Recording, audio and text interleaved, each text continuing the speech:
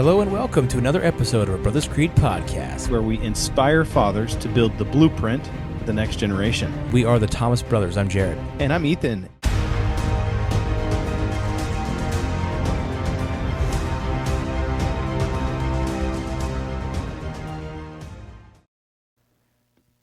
All right, today we are going to be having the second episode of our Stages of Fatherhood season, let's say, or couple episodes as we go through the different stages of fatherhood. So on the last episode, we talked through the first two stages of fatherhood, and this was really the anticipation stage, or kind of that your wife is pregnant stage, right? Before you actually have that baby in your arms. And then the second stage is the new father stage, which is from, birth to about 2 years old. So Jared and I kind of walked through those two stages. We're well versed in those stages. We have kind of come out of those stages. And today we're actually going to be talking about the next two stages, which are the hands-on stage, which is kind of that early childhood from 3 to 7 years old, and the role model stage, which is middle childhood from about 8 to 12. So this is kind of an exciting episode for us because we are both right in the middle of this. I think we both have two kids in each one of these stages. Yeah. So we're going to be going through. We're going to be kind of talking about the goods, the bads, things to watch out for, and maybe sharing some stories about each one of those. Yeah, totally. And the hands-on stage, that 3 to 7 phase, man, that's an active phase. They're not babies anymore. They're running around crazy, screaming, learning how to be little human beings. And so you're really teaching a lot of basic functions: how to use the bathroom, how to wipe, how to eat, how to behave. I think you're always teaching how to behave, but at different levels. Even adults sometimes don't know how to behave.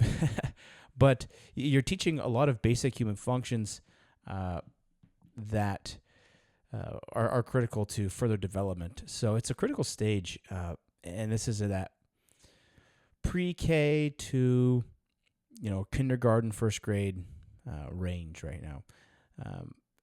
And so one of the first things I had to talk about was, I just said it's a very active stage. There's no longer babies, so there's tons of distractions. You're very hands-on, and one of the things you really got to have in this stage is a lot of patience.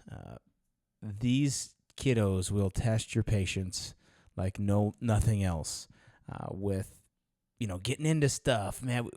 Just getting into things they're not supposed to, or drawing with crayons on the walls. We smearing peanut butter all over the cabinets. Oh yeah, we got a couch once, and the couch, we had some kind of warranty on it where if anything happened to it, if anything happened to it at all, then they would fix it or replace it. And so we were like, okay, so we bought it, and the kids, at one point, they took a marker and they drew all over it. We were like, oh my gosh. And then we called the place and they were like, okay, they just gave us it was like a sectional couch. They just gave us a whole new piece of that sectional. It was like half of the couch. It was brand new. So that was kind of cool.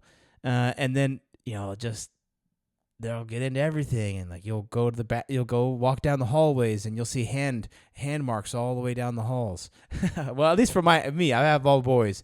I think maybe girls might be a little bit different, but it's just some of it's gotten better as they've gotten older because I can tell them, hey, don't do that, and they're like, okay, I know not to take a permanent marker to the couch, but even still, when they're in that next stage, they'll still go eat pizza for dinner, and then they'll be like, oh, and then they'll want to go over there and wipe their hands on the couch. I'm like, don't leave this kitchen without washing your hands. So that's some of those. Yeah, we have this isn't really that, but we have a no food on the couch rule. Absolutely no food on the couch. That's good. That's a good rule. Sometimes they abide by it.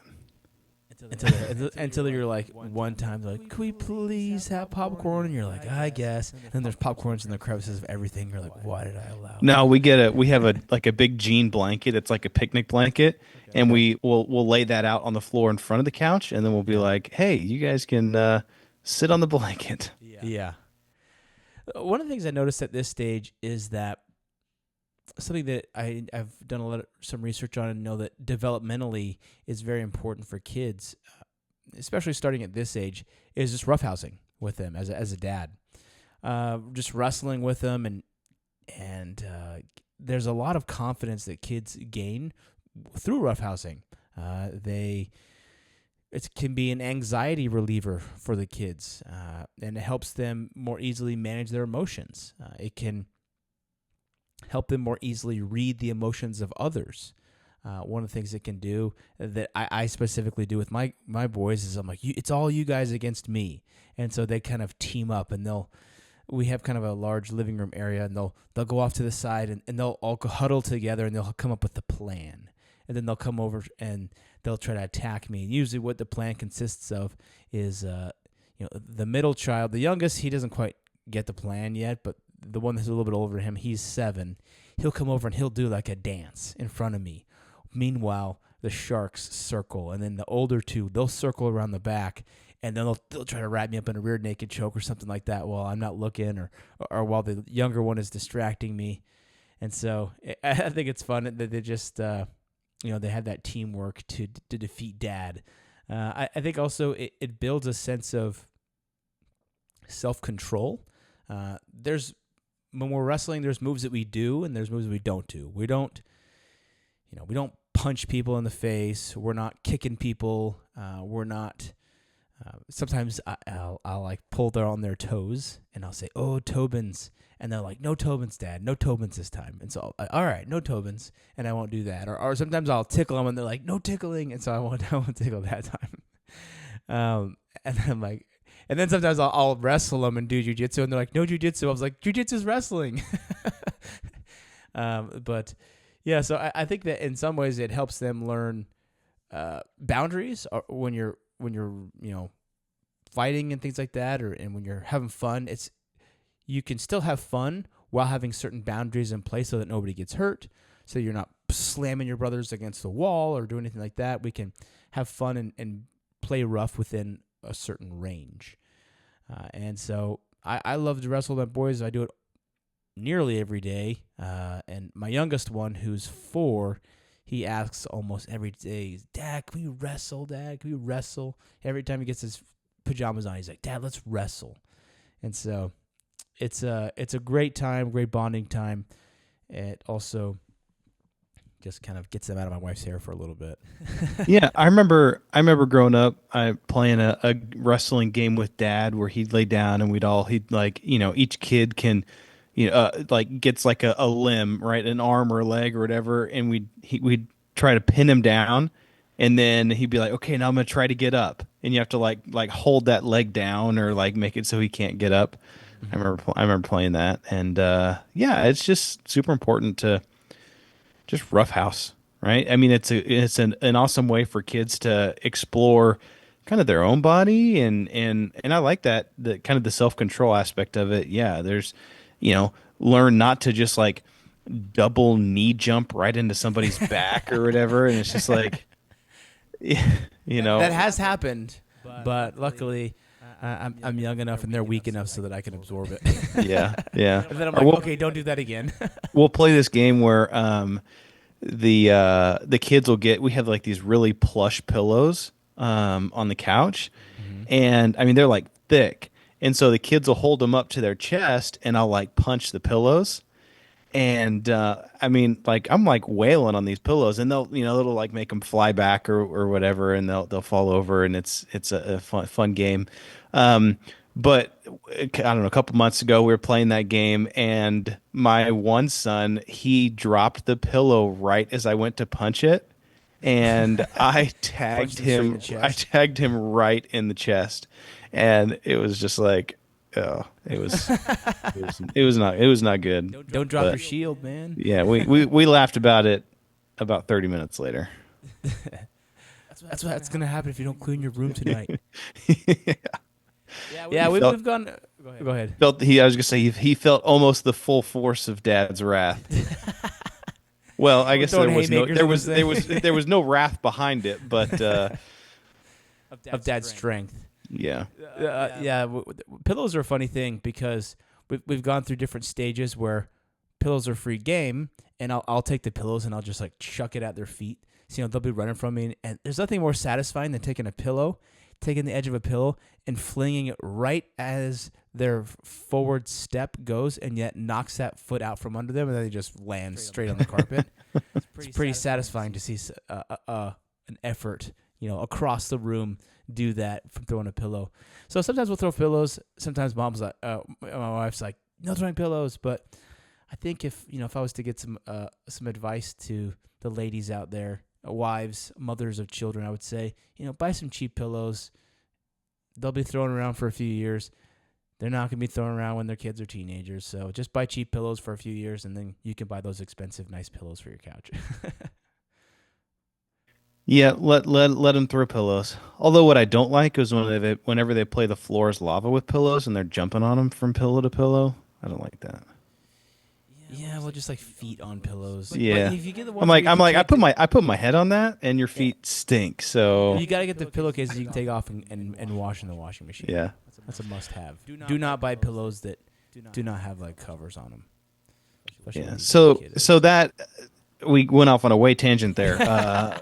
But that's fine. I'm going to bring us back. So all this is relevant. Yeah. That's one thing that as I actually went back and I was listening to our first episode where we kind of went through the first couple stages, and the one of the common things that I think, for me at least, is going to continue to come up there are some themes that are applicable in every single one of these stages. Whether it's the newborn stage or the grandpa stage that we'll eventually get to.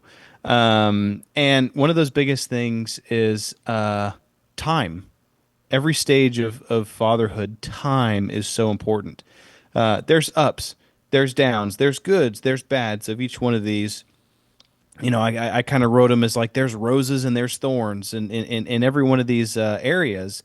But the one thing that I think kids will never forget, no matter what their age, is just your presence and your time. Yep. I was watching a video the other day, and it was like, you've probably seen these too. It's like a kid at his preschool graduation or something like that, and he walks out, and they're gonna do a little song or something like that, and he walks out, and you can just see on his face he's just like so concerned, and he's looking in the crowd and everything, and the mom is filming this, or the dad or whoever, and then the kid sees his parents, and it's just like instant joy and just like relief and like they're here. It's like such an amazing thing for them.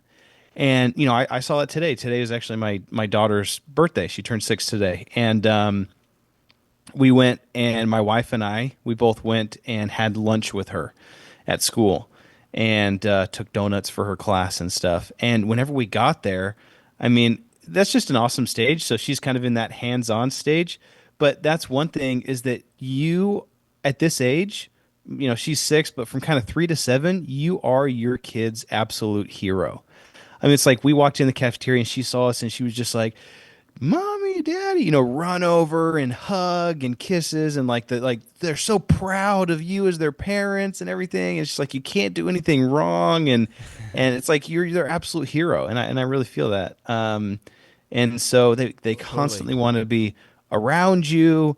And at this age, kind of that 3 to 7 range, like cuddling is still, at least for me, like it's still really cute. Like it's still just kind of adorable to be cuddling, and you get still kind of live them up. As the kids get a little bit older, then it's almost like you're cuddling with like another man, and so it's like that's a little bit different, but you just love them in different ways, right? And so that was the kind of one thing that kind of popped out, that was just like, man, time is so important.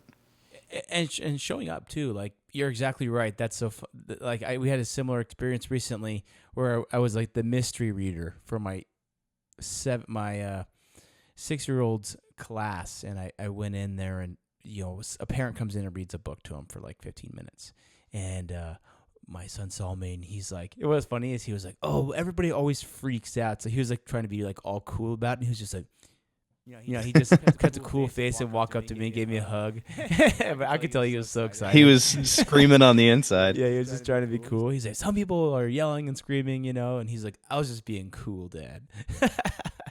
But it does mean a lot, and like when you just sometimes show up. In fact, they've done studies and said that some people, their oldest memories are of childhood vacations when they were 4, 5, 6, and things like that. So taking vacations with your family are critically important as well, because that's what these kids are gonna remember oftentimes, because it's a time when they have your undivided attention.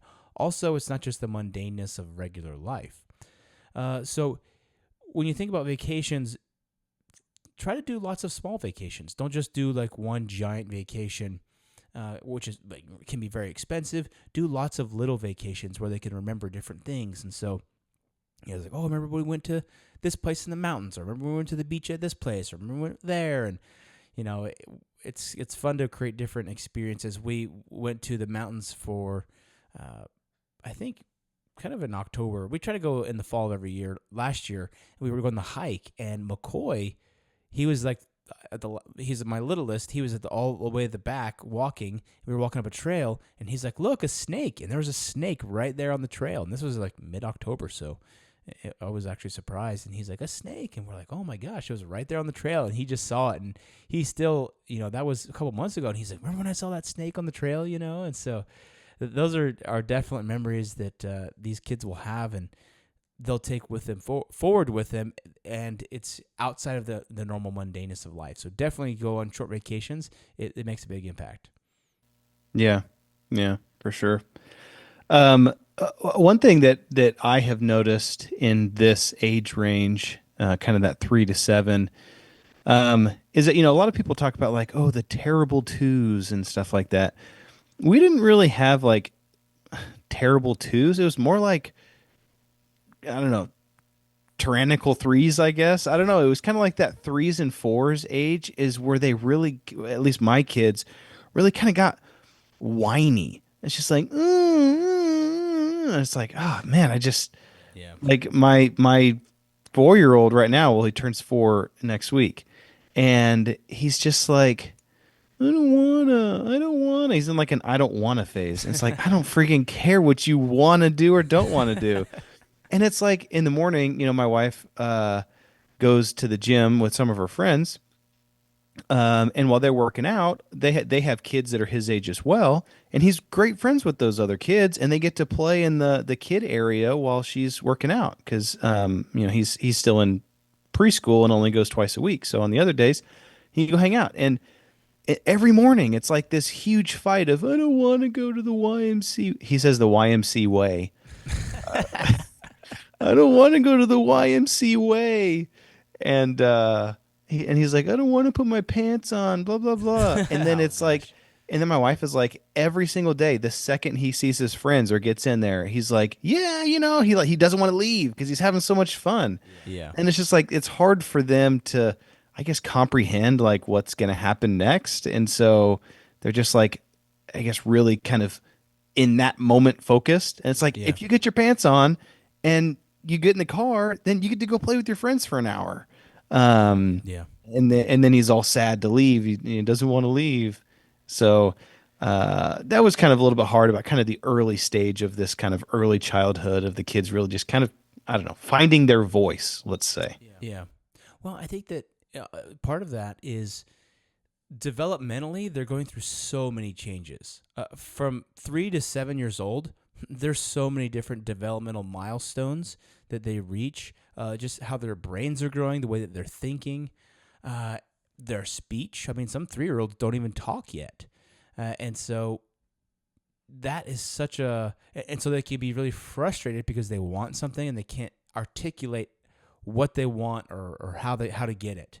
So that's why I said with this stage, you need a lot of patience, because these are growing human beings and their brains are forming synapses all over the place so that they can even function as beings. And sometimes I think as parents, we treat them as if, and even the next stage too. Sometimes we'll treat them as if they are adults, but they are not. Their brains are not there. I mean, they might talk and sound like they might be able to talk to us like an adult. Talking about the next age, maybe a 7 or 8 year old, 9, 10 year old. But we have to remember that they're not quite there yet, and they can't be held to the same standard as me telling, someone at my job, hey, go do this. I can't hold my kids to that exact same standard because they're just little kiddos. Yeah. Uh, One thing that I kind of thought about, and this, I mean, I guess this kind of applies to the next stage too, but I heard once something that really kind of struck me to the core to a certain extent is, especially whenever you're a parent and you're feeling like, man, maybe I'm really not doing the best job right now, or I'm not doing the best that I could, or whatever else, and specifically around your first child. Um, and I heard this about kind of the relationship that you have with your first child. And the thing is that both you and them are experiencing all of these things for the first time together, right? I've never had a 10-year-old that is taking, health classes in school, and now they've got all these questions about all this sort of kind of stuff. Or I've never had it's just I'm experiencing all of these things with him as my oldest child, right? He's kind of like this guinea pig, and you know you don't always get it right the first time. yeah. Sometimes I look back and I'm like, oh man, I really there was some things with my second and third and even fourth that your strategy changes throughout the kids. And you're like, man, maybe that wasn't the best way to go about it with the first one or even the second one.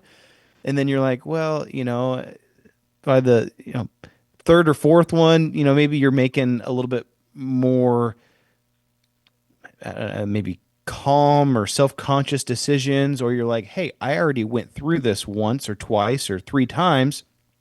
I kind of know what I'm doing now. Hmm. And so that, don't, I think many times as parents, we're, so hard on ourselves, especially with that first child of, oh, I didn't do this right or that right or the other, but, you're just trying to figure it out. Luckily you are a parent and you're an adult and you do have like the wherewithouts to like know generally what's right and wrong, and you can study and you can research and you can say, how to talk to my kid about this, or what happens when like you can get other people's experiences at the same time. But that was just kind of something that stuck out to me that I wanted to mention, that I had been thinking. It was something with my older son. He did something or said something, and it kind of, I got a little frustrated. And I had to have a talk with him afterwards about like, hey, I didn't really know exactly how to react in that situation. I can't even remember what the exact situation was, but I had to tell him afterwards, like, you kind of caught me off guard, and I didn't have time to prepare for that conversation, or I can't remember what it was, dang it. But it was just like I had to apologize afterwards and say, I think now that I've thought about it, maybe this is more of how I should have reacted in that situation. Yeah. So that was something interesting. Yeah, for sure. I think that this age as well, this 3 to 7 year age, one of the cool things about it, one of the things I think is important during this stage is to show your kids cool stuff. This is a great stage to introduce things to your kids that they will be interested in. They're much more receptive to cool things that dad wants to show in that age range than the next age range where they're like, Dad, I don't like that. So some of the things that I've tried to introduce to my kids are camping, a love for the outdoors, you know, being outside, starting a fire, going hiking.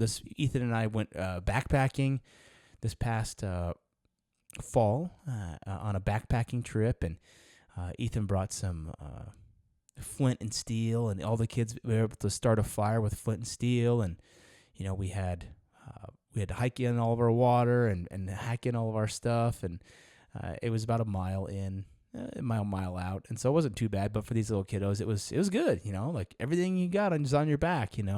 They got to learn how to use a saw and an axe and or hatchet, and they were shaving hot dog sticks with knives, pocket knives and stuff. So those are great. Right now, my 6-year-old, he loves shooting bow and arrows in the backyard.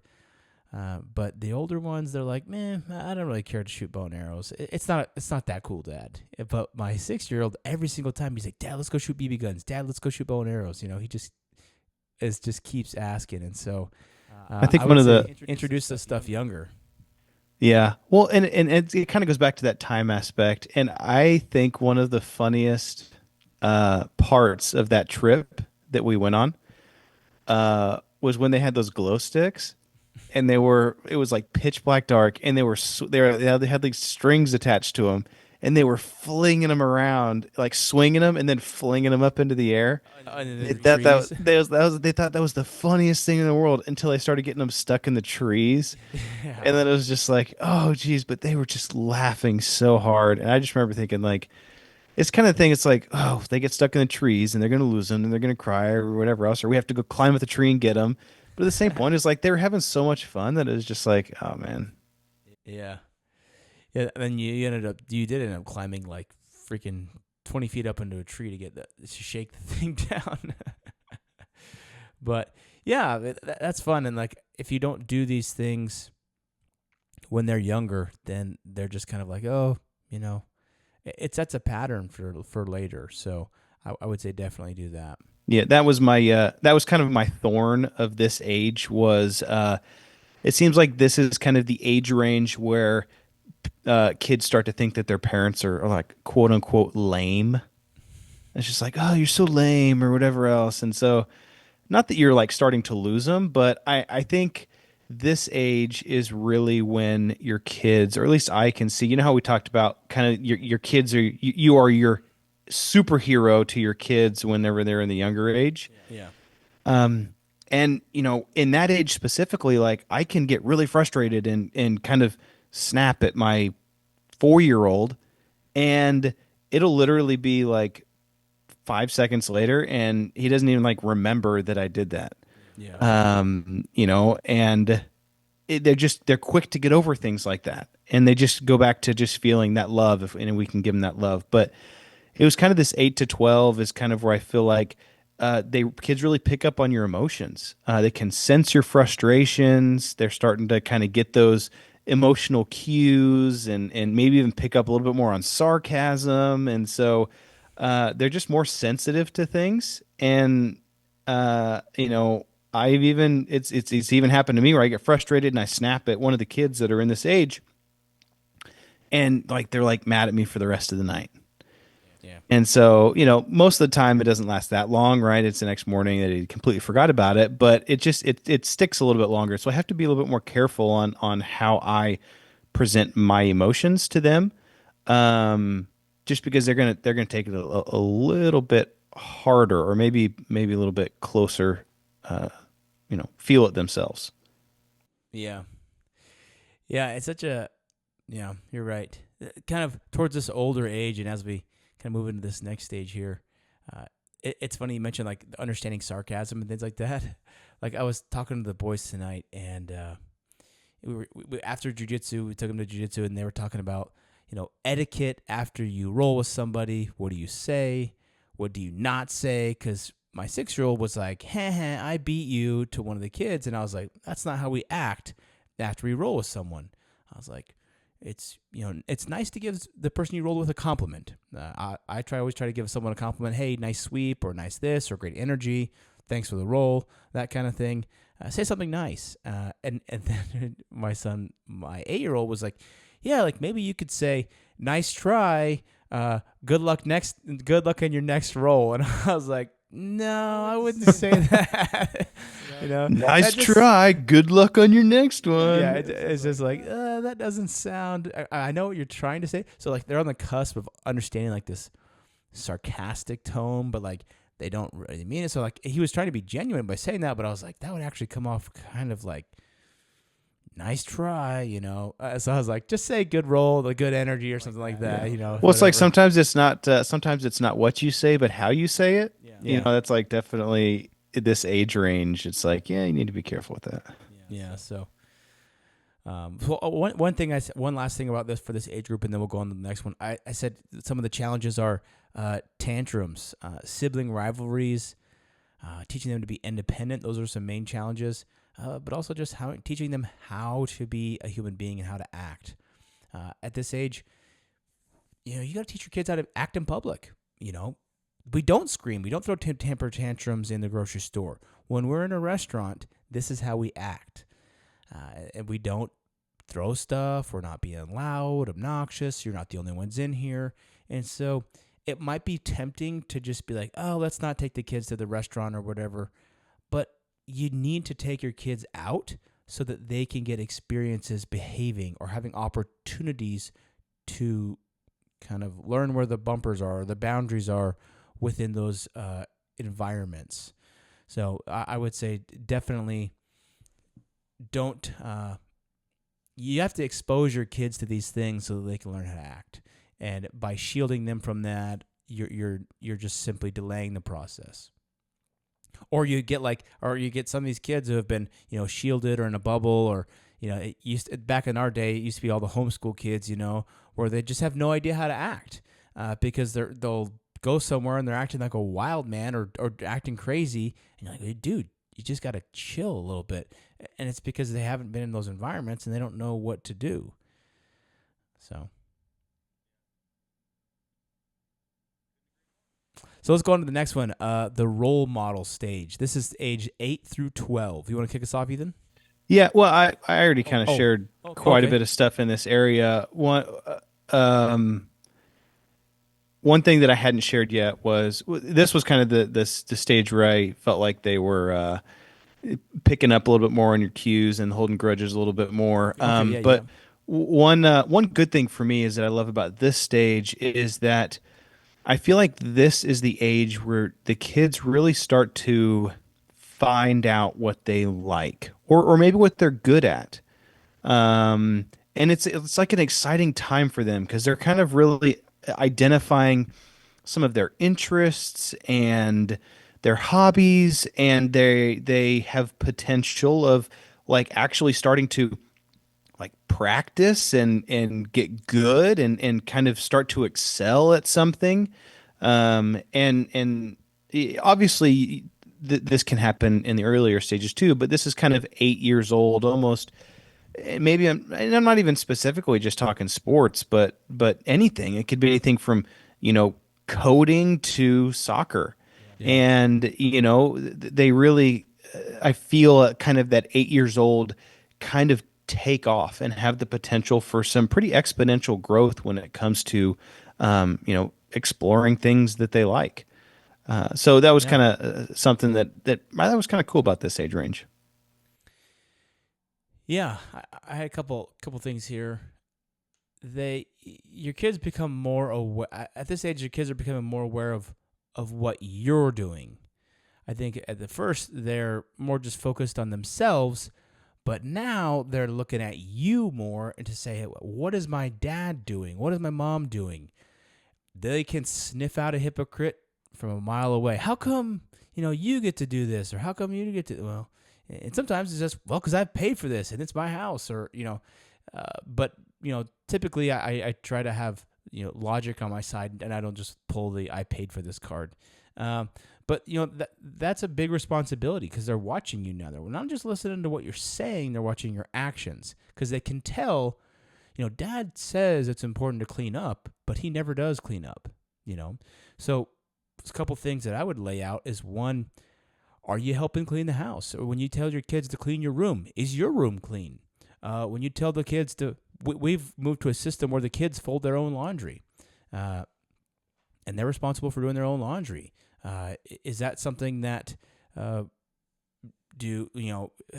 do sometimes I'll go in there and help them say, okay, look, this is keep your drawers organized, and look, this is how we keep our stuff organized, and my wife does our laundry, and sometimes I'll help her fold. She's like, look, I can help fold laundry too, or like that's primarily some of the stuff that my wife does as far as hers and our eyes. But we've said, these kids need to learn how to do this too, and so they'll fold their own stuff, and they know how to use the washing machine. They know how to use the dryer.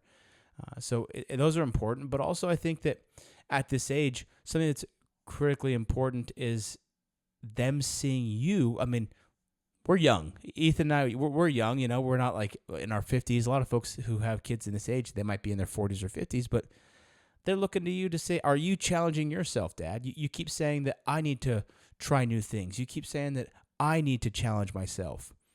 Well, what are you doing, Dad? And so I think that is where it comes in, where you can say, well, son, I'm, for me personally, I encourage my sons to do an upcoming jiu-jitsu tournament, and they're like, I'm doing it too. I'll be right there with you doing it too. Or in fact, this weekend I'm going to a tournament in Atlanta. So they know that I'm challenging myself, and that's an expectation that I have for them as well. That could be just going to the gym and working out, or being healthy, or eating healthy. I'm eating healthy, son. Look, these are some of the things that I'm eating. What are you eating? Or how are you treating your mother? How are you treating women around you? And these different things, they're watching, and they're picking up on those cues. So that's one. Another thing I think at this age is very important is that they're starting to learn concepts, virtuous concepts like honesty, loyalty, bravery, strength, patience, empathy. A lot of these virtues or credos that we've talked about on this podcast over the years. Over the years, at this point, we've been doing this for since 2020. So this is our fifth year. We're in our fifth year, not our total fifth year, but because we started October of 2020. But these virtues, the kids are going to kind of start understanding these things from 8 to 12, and so teaching and talking to them about these things. Hey, son, what does it mean to be brave? Or what does it mean to be honest? Or what exactly do you think it means to have sympathy? And having those conversations, and they can understand those, I don't want to say abstract thoughts, but things that aren't so literal.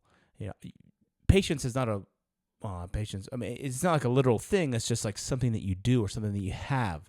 And so teaching those types of concepts at this age is critical to setting a foundation for their teenage years and then beyond that. Any thoughts on that, Ethan?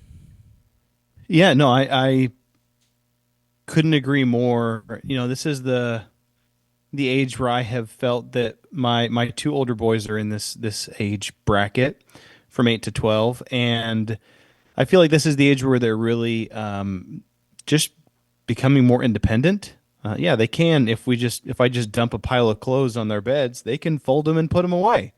And so I feel like they can actually comprehend instructions to a certain extent, and replicate that. They might not have the dexterity or the attention to detail that I would have doing it, but they can get it. And one thing that kind of an example of this is my 10-year-old. He turns 11 in April, which is now. But 2 seasons ago, when I was out, mowing the lawn, we just have a push lawn mower. We don't have a huge lot. It's like a third of an acre where our house is, and he was like, "Man, Dad, I really want to mow the lawn. Can I try? Can I try?" And I was just like, "Well, he was like probably almost 9 at this point." And I was like, well, okay, all right. And so he wasn't strong enough to actually start the mower by himself.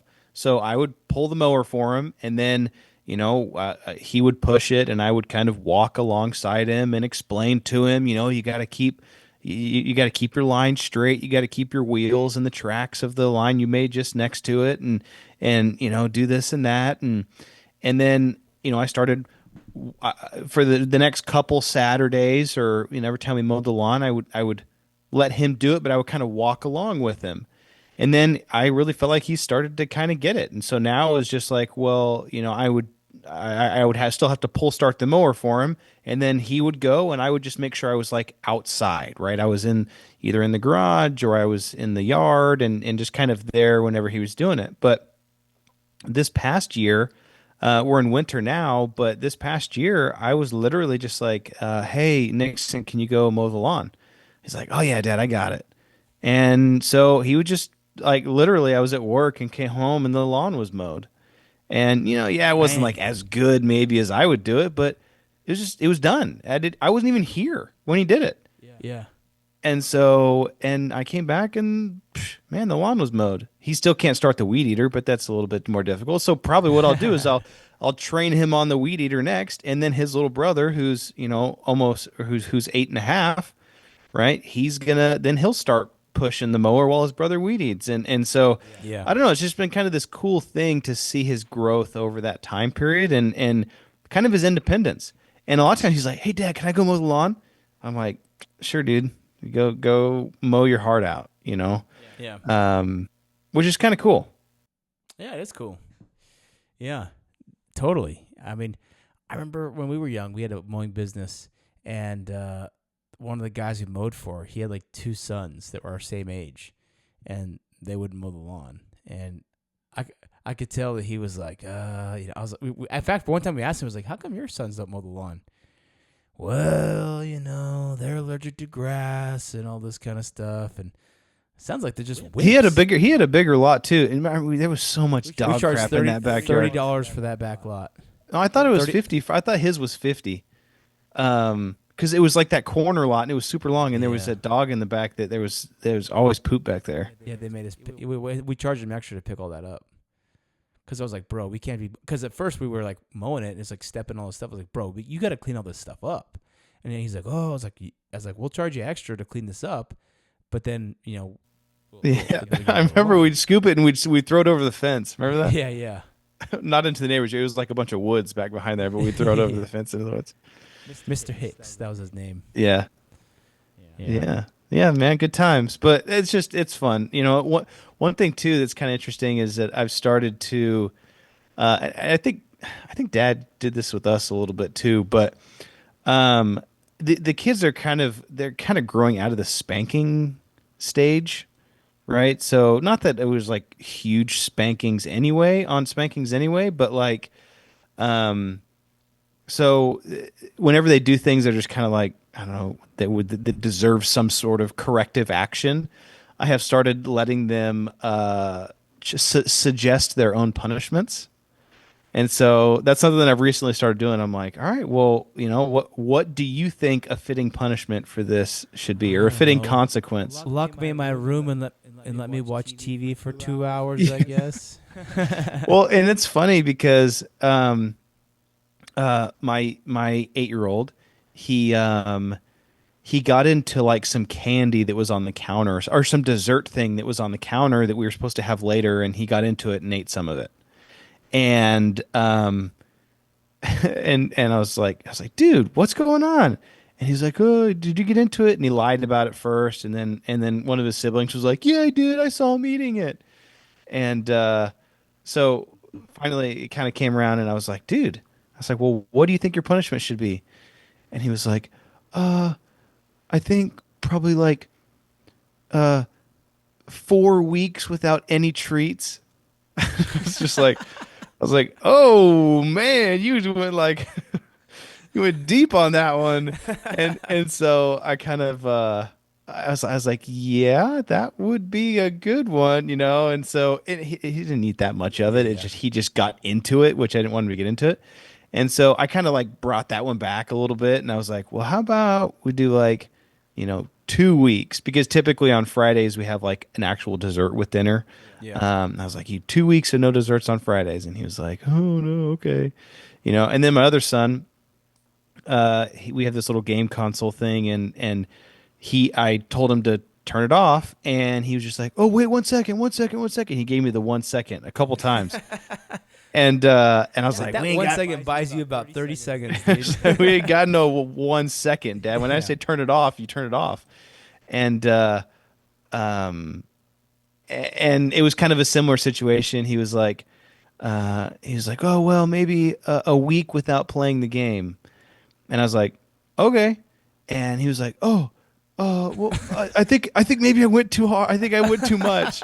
Right? I think I told you too much, and I was like, no, dude, you said 1 week. He was like, but, and it's just, but it's like that's what he said. I'm like, man, that's what Yeah. you said. That was your suggestion. Um, so and then actually, I kind of gave them the potential of earning some days off of their punishment if they did good things or kind of went above and beyond. But this is just a cool age. This is the age where they start to kind of really like pick up on stuff, and kind of to a certain extent, almost like they can kind of like keep up with you. Yeah. Like, I mean, I probably my one son, my oldest, he was like, "Dad, let's go on a run," and I was like, "Okay." He's like, "Let's go run a mile." I was like, "All right, man, let's go run a mile." And uh, he was quick. He was real quick. And I mean, it was to the point to where, I mean, yeah, like I was keeping up with him, obviously, and I probably could have pushed myself more, but I was like, man, give this kid a couple more years, and I don't know if I'm going to be able to keep up with him. Um, and so it's just kind of like you kind of just they just start maturing and getting bigger, and which is fun, Yeah, yeah. it's fun. Well, one of the things I think with this age is it's so important to just spend that time talking with them. You can actually talk to kids in this age, and there's no these kids. I don't know. At least my kids, they half the time they don't even want to talk to me. They're just like, "All right, Dad." But when I'm putting them to bed, or they're laying in their bed, they become the biggest chatterboxes you can ever even imagine. And It's so, like that one. It's like that one meme. Wait. Let me tell you something. Let yeah, me tell you something. yeah, totally. So, I mean, that's when you have four kids, and I mean, it's exponentially difficult. Uh, like I don't having a lot of kids, and I'm realizing this kind of now more so than ever. But like to be the dad I want to be to all of these kids, I have to take a significant amount of time with each of them individually. Um, so some people with a lot of kids, they just like whatever, they just cut their time down with each of their kids. But I'm like, I want to be a great dad to each one of these kids. And so if that means talking individually with four different kids for 20 minutes each, when I put them to bed at night, uh, that's what it is. And so sometimes I'll at least, to the younger ones, my 4 year old and my 6 year old, I'll talk to them maybe, you know, my youngest, maybe 5 minutes, my 6 year old, maybe I'll chat with him for maybe 7 to 10 minutes and talk to him about his day, talk to him about what he's excited about. And then my older two boys, my 8 and 10 year old, my 8 year old, I'll maybe talk to him for 15 minutes just about what he's got going on. And depending how chatty he is, he'll just chat me up. And then sometimes my 10 year old will just sit and talk for an hour in his room about World War II or about, history or whatever. He's learning about World War II in school right now. So we'll talk about, different things about that and, or situations in their school. This is a great age to help them explore social dynamics or bullies or different things or teachers that are being difficult. And so talking with them and helping them navigate these experiences and these social nuances that they're encountering, especially in school and stuff, is so critically important. And you can't cut that out. And like I've mentioned probably 100 times in this podcast, spending individual, that's just in the evenings, but spending individual time uh, a month as well. One thing I have a target to where once a month I'll spend a special night with each of the kids, and at least with an hour, just doing something that is me and them, that's fun, that is individual. And so you got to make it individual time. And obviously, there's lots of collective things that we do as a family too. But just going back to the one role model thing is that you are a role model to the type of man or person they're going to become. I mean, in my situation, I have all boys, so I am modeling the type of man they're going to become, the type of father they're going to be, because this is how I'm trying to teach. Because I want to model a great father so that they can be good fathers for their sons and daughters. And these kids are going to find a role model in someone, and hopefully that person is a positive one. And hopefully that person is you. And if it's not you, hopefully it's another person who's positive.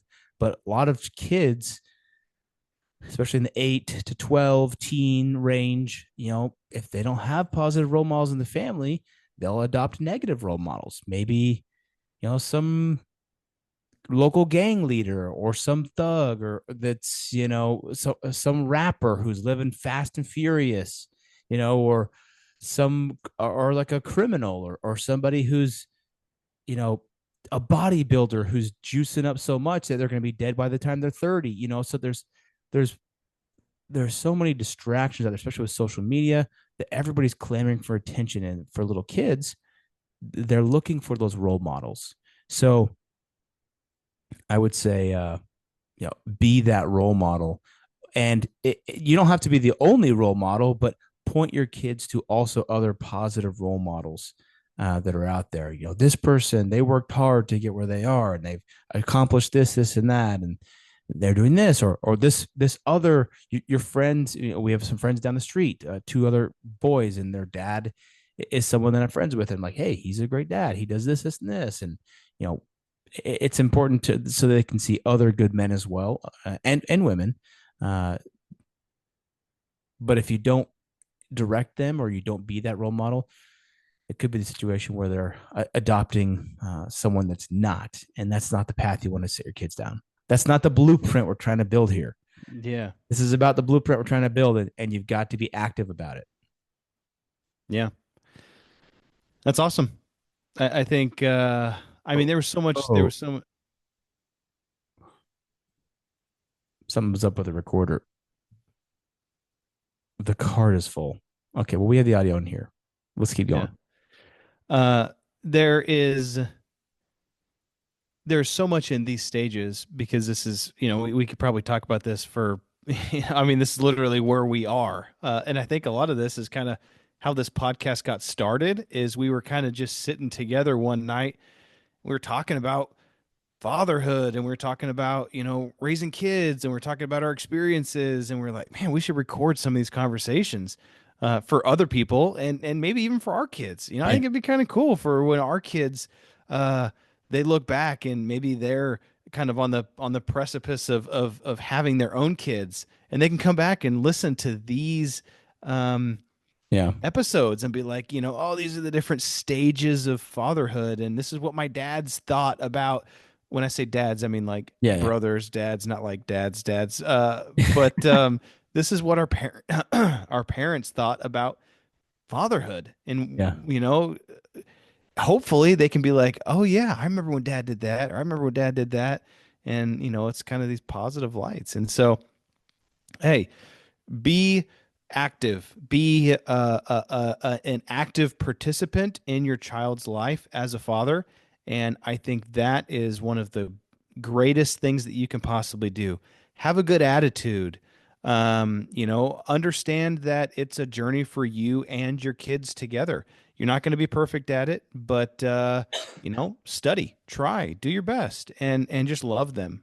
And I think that is really the key to kind of building that blueprint is being a good example, being there and letting them see you be the person that, or at least trying to be the person that you believe you should be or that you can be.